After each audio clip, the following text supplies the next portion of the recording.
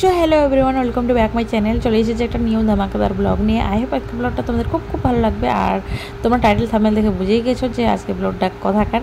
তো হ্যাঁ গাইস, আজকে আমরা মেলায় চলে গেছিলাম। আর আজকে দিয়ে আমাদের 3 দিন যাওয়া হলো মেলায়। বিভিন্ন কাজে যখন যাই তো তখন গিয়ে ওই মেলাটা একটু ঢুকি। আর এই মেলাটা হচ্ছে আমাদের এখানে মানে বাজারেই, এলিশার স্কুল যেখানে, স্কুলের সামনেই।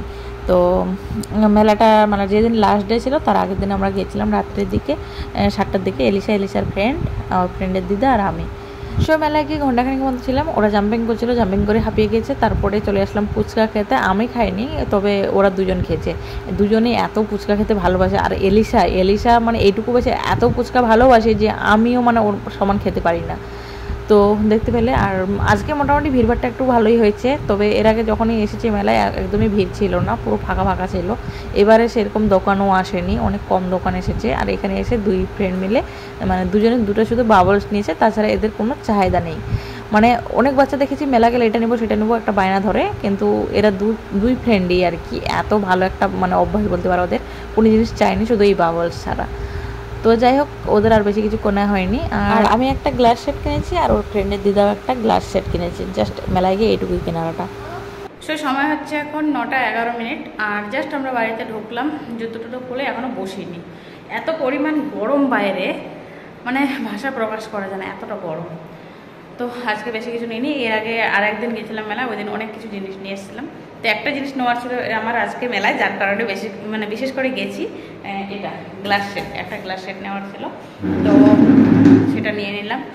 আর এর আগের দিন গিয়ে প্লেট অনেক কিছু কিনেছিলাম, তো তোমাদের সাথে শেয়ার করা হয়নি, কোনো একটা ভিডিওতে শেয়ার করে দেবো। অসম্ভব গরম। আর এলিশা আজকে নিয়েছে একটা বাবলস। ওর এটা ছাড়া আর কিছু চাই না, বুঝেছো, কোনো খেলনা টেলনা চাই না, ও এটাই নিয়েছে শুধু।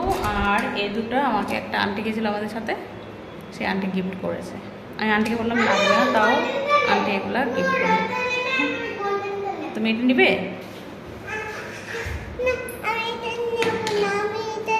এটা আচ্ছা ঠিক আছে। এলিশা আমার লাগবে।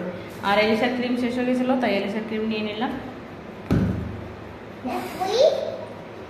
এলিশা ফুচকা খেলো, ভাবলাম ফুচকা খাবো, যা গরম পড়েছে পরে আর খেলাম না। এত ভিড় লেগেছিল ফুচকার ওখানটায়, তো আর খেলাম না। বাবা, এলিশা চুলে লাগিয়ে নিয়েছে, দেখো। এটা কি ওভাবে করে লাগাতে হয়? দাও আমি খুলে দিচ্ছি, চুল নষ্ট হয়ে যাবে। এই দেখো, এলিশাও ঘামে গেছে। আমার একটা প্রবলেম আছে, কি বলতো, যখন কোথাও যাবো কোনো ড্রেস খুঁজলে খুঁজে পাই না। এলিশার আমি বললাম অন্য টি শার্ট পরাতাম, ওকে টপস পরাতাম, এত খুঁজে গেলাম আর পেলাম না। পরে বাধ্যতামূলক হাতের কাছে যেটা পেয়েছি সেটা পরিয়ে নিয়ে চলে গেছে ওকে। আমার এই প্রবলেমটা খুব হচ্ছে, কোথাও মানে গেলে কাপড় চোপড় ঠিক মতো জিনিসপত্র খুঁজে পাই না। ওটা ঘরের মধ্যে এখন পড়বে না, ওটা বাইরে করলে তো ও আসার সময় মানে সোসাইটির ভিতরেই ও অনেক খেলাধুলা করে, তারপরে দুই বন্ধু মিলে বাড়ি আসলো।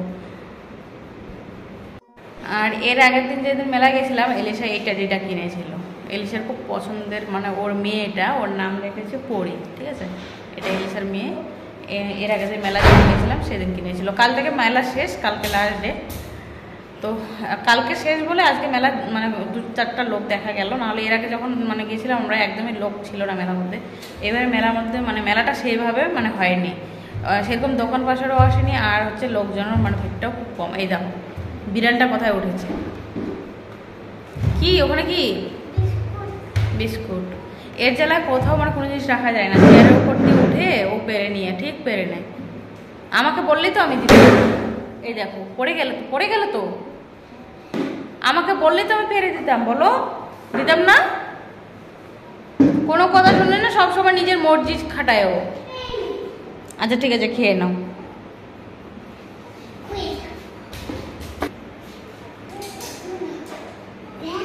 কালকে রাতের ব্লগটা এন্ড করা হয়নি, এখন হচ্ছে পরের দিন সকাল। গুড মর্নিং সবাইকে। আর আমি চলে গেছিলাম সকালবেলা একটুখানি বাজারে, সবজি বাজার ছিল না, তো সবজি বাজার করে নিয়ে আসলাম। এখানে পাকা আমটাম সবই আছে। আর এদিকে এলিশার খাবার, গরম মশলা, আর হচ্ছে হারপিক একটা, এগুলো নিয়ে এসেছি। আর এদিকে সকাল থেকে প্রচুর গরম করছিল, জানো তো, এত গরম করছিল মানে সহ্য করে যাচ্ছিলো। আর তারপরেই শুরু হয়ে গেছে বৃষ্টি। দেখো কি সুন্দর এখন বৃষ্টি পড়ছে। আমি জাস্ট রান্না বসেছিলাম আর এদিকে বৃষ্টি শুরু হয়েছে। তো ভাবলাম চলো তোমাদের সাথে একটু শেয়ার করে দিই। অনেকদিন পর কলকাতায় মানে এই প্রচণ্ড গরমের মধ্যে একটু স্বস্তির বৃষ্টি দিয়েছে। অনেকদিন পর এত জোরে বৃষ্টি হচ্ছে। না এখন বাইরে না, বৃষ্টি ছাড়বে তারপর বাইরে। দেখেছো বৃষ্টির মধ্যে ও বাইরে যাবে, এই বৃষ্টিতে ভিজলে আবার জ্বর হয়ে যাবে আমাদের, জানো। না ছাতা নিয়ে যাব।